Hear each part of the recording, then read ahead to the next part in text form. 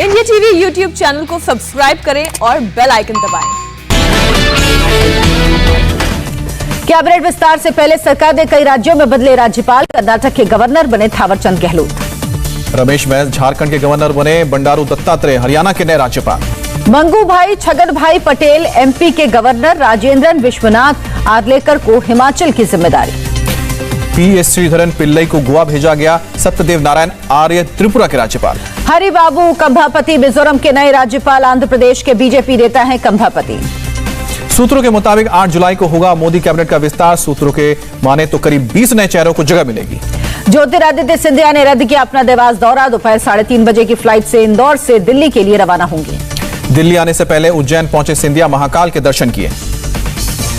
ज्योतिरादित्य सिंधिया ने कैबिनेट से जुड़े सवालों का नहीं दिया जवाब। कहा महाकाल का लिया आशीर्वाद। असम के पूर्व सीएम सर्बानंद सोनोवाल दिल्ली रवाना। सोनोवाल के कैबिनेट में जगह मिलने की चर्चा। महाराष्ट्र के पूर्व सीएम नारायण राणे भी दिल्ली के लिए रवाना। मोदी कैबिनेट में शामिल होने की चर्चा।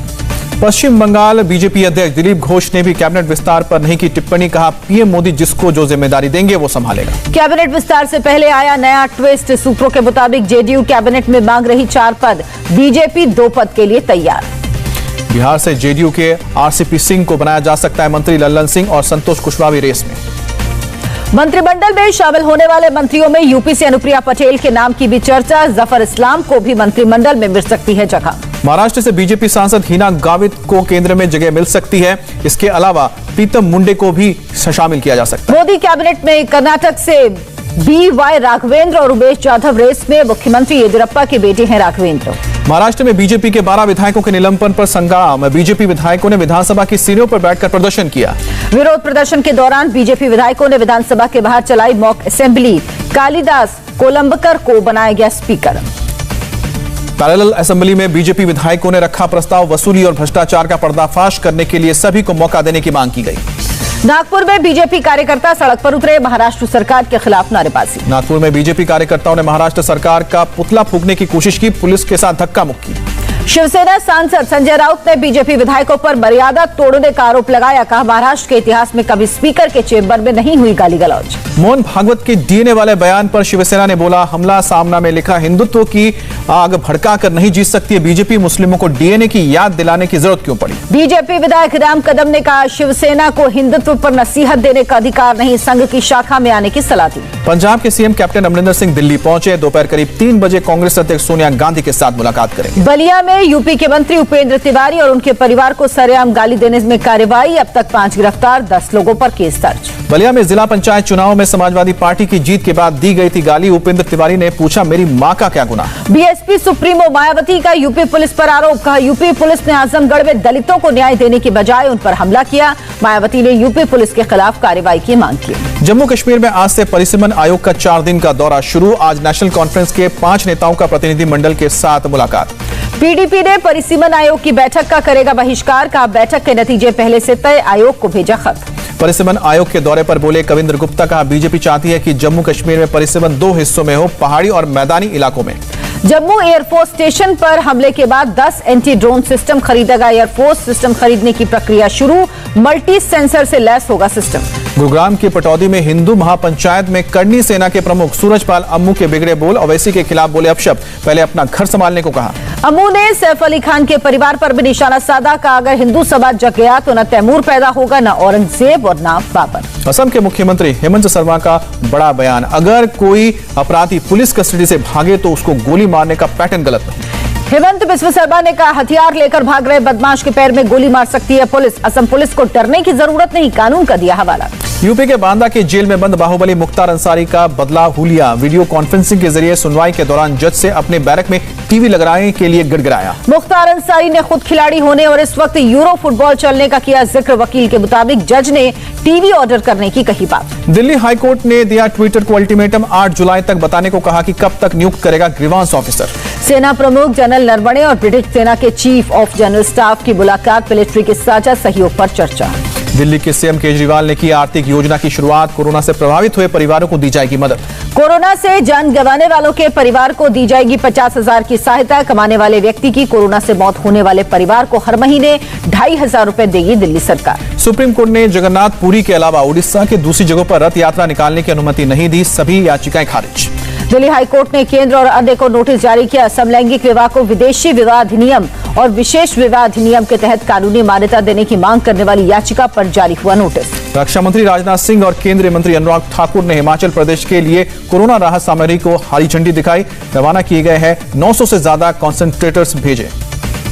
पीएम मोदी ने डॉक्टर श्यामा प्रसाद मुखर्जी की जयंती पर दी श्रद्धांजलि। कहा, मुखर्जी के आदर्श देश भर में लाखों लोगों को प्रेरित करते हैं। सीएम योगी ने लखनऊ में डॉक्टर श्यामा प्रसाद मुखर्जी को श्रद्धांजलि दी। कहा, पीएम मोदी ने कश्मीर पर मुखर्जी का सपना साकार किया।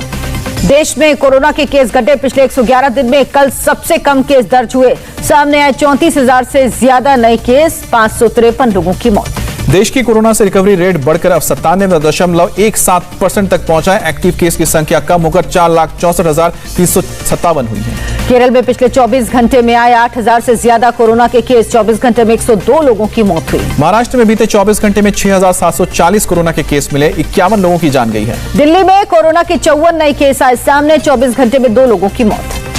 फाइजर ने भारत में वैक्सीन की मंजूरी के लिए अभी तक नहीं किया है आवेदन। सूत्रों के मुताबिक drugs controller general of India ने 2 बार खत लिखा है। ब्रिटेन में 19 जुलाई से खत्म होगा लॉकडाउन। मास्क पहनना नहीं होगा जरूरी। ब्रिटिश पीएम बोरिस जॉनसन ने किया ऐलान। ब्रिटेन में 19 जुलाई से 3 फीट की दूरी भी नहीं होगी जरूरी। कहा, वर्क फ्रॉम होम को बढ़ावा नहीं देगी सरकार। जर्मनी ने हटाया डेल्टा वायरस वाले देशों पर एंट्री बैन। कल से भारत समेत 5 देशों के लिए आसान होंगे ट्रैवल नियम। नागपुर में तीसरे दिन में नहीं होगा वैक्सीनेशन। 140 सेंटर में 137 सेंटर में कोविशील्ड की कमी। नोएडा के सेक्टर 30 में जिला प्रशासन में वैक्सीन के लिए उमड़ी भीड़। नोएडा में 2 दिनों से थी वैक्सीन की किल्लत। ग्वालियर में वैक्सीनेशन की दूसरी डोज के लिए लोग उमड़े। वैक्सीन खत्म होने पर हंगामा। संक्रमण कम होते ही नैनीताल में उमड़े सैलानी। बीते एक हफ्ते में करीब 50,000 लोग घूमने के लिए पहुंचे। हिमाचल प्रदेश के मनाली में लगातार उड़ाई जा रही है कोरोना नियमों की धज्जियां। लोगों की भीड़ देखकर लोग परेशान।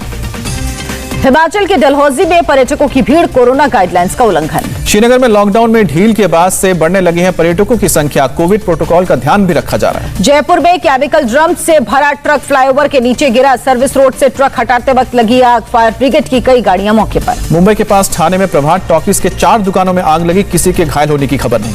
बिहार के बाढ़ प्रभावित क्षेत्रों का दौरा करने भैंसा गाड़ी से पहुंचे बाघा के सीएम शेखर आनंद। रामनगर इलाके के हालात का जायजा लिया। दिल्ली से गाड़ियां चुराकर जम्मू कश्मीर पहुंचाने वाले गिरोह का पर्दाफाश हुआ। 2 आरोपी गिरफ्तार। 4 गाड़ियां और 1 पिस्टल बरामद। गुजरात के वलसाड़ में भयानक हादसा। 3 ट्रकों की टक्कर के बाद लगी भीषण आग। 2 ड्राइवर्स की मौत। गुजरात के तापी जिले में पुलिस और आदिवासी समाज के लोगों के बीच झड़प हुई। कई गाड़ियों में तोड़फोड़। पुलिस ने आंसू गैस के गोले दागे। केरल के कोच्चि में दर्दनाक हादसा। फाइबर बोट डूबने से 3 लोगों की मौत। 1 को बचाया गया। बिहार के मोतिहारी के भवानीपुर में बाढ़ का प्रकोप देखते देखते गिर गई इमारत। अयोध्या में सरयू नदी का जलस्तर बढ़ा। नदी के किनारे के इलाकों में बढ़ा मिट्टी की कटान का खतरा। राजौरी के कोटररांका के गांव में पहली बार पहुंची बिजली। घरों में बल्ब जलने के बाद लोगों के चेहरे पर खुशी। हरिद्वार के मालवीय घाट पर बर्थडे पार्टी करने पर केस दर्ज। 2 की गिरफ्तारी। अफगानिस्तान के कमांडर का बड़ा आरोप। कहा, अमेरिकी सेना ने बिना किसी नोटिस दिए बिजली काटकर छोड़ा बगराम एयरबेस। अमेरिका के फ्लोरिडा की कोंडो बिल्डिंग हादसे में अब तक 28 शव बरामद। अभी तक 117 लोगों का कोई सुराग नहीं। अमेरिका के मिशिगन में एक घर में जोरदार ब्लास्ट। आसपास के 1 दर्जन घरों को नुकसान पहुंचा। दर्शकों की फुल कैपेसिटी के बीच खेली जाएगी भारत और इंग्लैंड के बीच टेस्ट सीरीज। इंग्लैंड के पीएम ने लोगों के जमा होने पर लगी पाबंदी हटाई। श्रीलंका के साथ ओडीआई के सीरीज से पहले भारतीय क्रिकेट टीम ने आपस में खेला T20 अभ्यास मैच। बीसीसीआई ने शेयर की तस्वीर। इंग्लैंड के तेज गेंदबाज जेम्स एंडरसन ने रचा इतिहास। फर्स्ट क्लास क्रिकेट में पूरे किए 1000 विकेट। विंबलडन के सबसे उम्रदराज क्वार्टर फाइनलिस्ट बने रॉजर फेडरर कुछ ही हफ्ते में 40 साल के पार। 50वीं बार ग्रैंड स्लैम क्वार्टर फाइनल में पहुंचे नोवाक जोकोविच। अपनी प्रत्येक सर्विस पर अंक बनाकर जोकोविच ने विंबलडन टेनिस टूर्नामेंट में आसान जीत हासिल की। आज से यूरो फुटबॉल में सेमीफाइनल की जंग। स्पेन और इटली की टक्कर। भारतीय समय के मुताबिक रात को का मैच। अमेजॉन के सीईओ पद से हटे कंपनी के संस्थापक जेफ बेजोस। एग्जीक्यूटिव चेयर की जिम्मेदारी संभाली। करण जौहर 2016 के बाद पहली बार फिल्म का करेंगे डायरेक्शन। रॉकी और रानी की प्रेम कहानी में रणवीर सिंह और आलिया भट्ट का लीड रोल।